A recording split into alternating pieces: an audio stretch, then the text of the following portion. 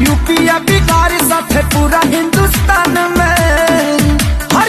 तो जी हाँ, नमस्कार दोस्तों, आप लोग देख रहे हैं भोजपुरी धमाल। और ये जो आप लोग रील्स वीडियो देख रहे हैं, ये खेसारी लाल यादव जी ने अपने नई फिल्म अवैध थी जो शूटिंग चल रही है सोनभद्र में। तो उसी फिल्म के शूटिंग सेट पर थे गोस्वामी जी के साथ में काफ़ी ज़बरदस्त और मनमोहक सा ये रील वीडियो बना दिया है।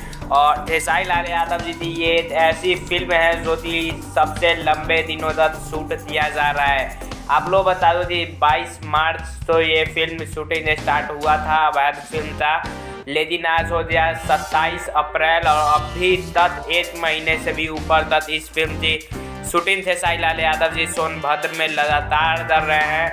और आप सभी को पता है कि खेसारी लाल यादव जी जितने कम दिनों में अच्छे से अच्छे फिल्म तो शूटिंग करते हैं, निपटा देते हैं, यानी ख़त्म कर देते हैं। इतना मेहनती खेसारी लाल यादव जी हैं। लेकिन इस फिल्म में बहुत ज़्यादा टाइम लग रहा है, यानी ये फिल्म बहुत बड़ी और बहुत ही अच्छी होने वाली है। आपका ये वीडियो अच्छा चला ज़रूर बताएं।